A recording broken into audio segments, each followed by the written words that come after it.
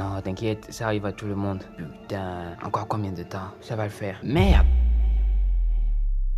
Attends un peu, je vais t'expliquer ce qu'il s'est passé. Mais avant qu'on ne commence, dis-moi, est-ce que tu as remarqué le chronomètre là, en bas, juste à gauche, qui décompte depuis le début de la vidéo? Là, tu te dis que tu vas retourner en arrière pour vérifier. Et ouais, le chronomètre était bien et bien là, juste qu'il était petit, à droite. Et maintenant, je vais te demander d'observer le chronomètre et de noter ce que tu vas voir lorsque le décompte sera à 0. Si tu veux, tu peux même mettre pause sur la vidéo, aller chercher de quoi noter et revenir.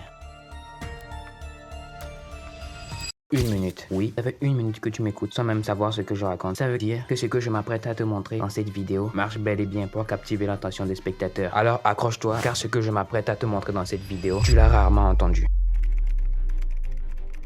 Lorsque j'étais en train de monter cette vidéo qui est sortie la dernière fois sur ma chaîne et que tu dois voir d'ailleurs, à un moment, j'étais parti sur YouTube pour chercher un tuto sur comment faire un effet. Et malheureusement, arrivé sur YouTube, j'ai vu une vidéo, j'ai cliqué dessus. Au bout des 15 minutes, je me suis rendu compte que c'était passé tellement vite et c'est là que je me suis demandé pourquoi est-ce que j'étais resté sur cette vidéo aussi longtemps et pourquoi est-ce que je n'ai pas remarqué que le temps passait. Est-ce que c'était grâce au montage qui était extraordinaire ou bien le contenu, ce que la personne racontait? Et ouais, un peu des deux. Mais le truc le plus important, ce qui m'a vraiment gardé sur la vidéo, c'est que la personne racontait une histoire.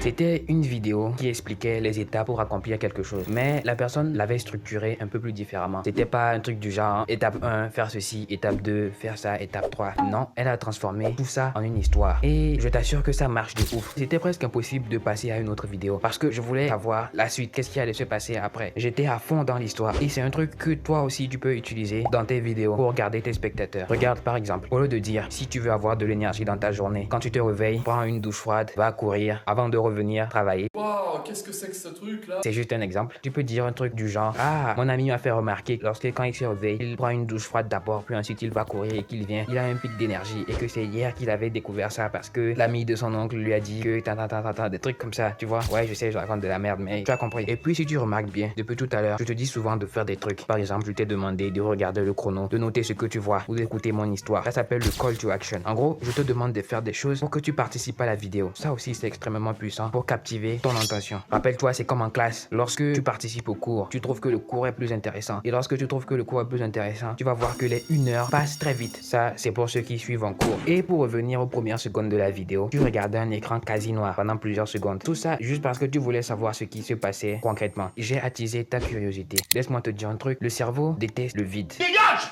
Et en même temps, on a tendance à être plus attiré par ce qui est négatif. C'est comme quand tu marches avec ton ami et il te dit: ne regarde pas là-bas, il y a du caca. Qu'est-ce que toi tu as envie de faire?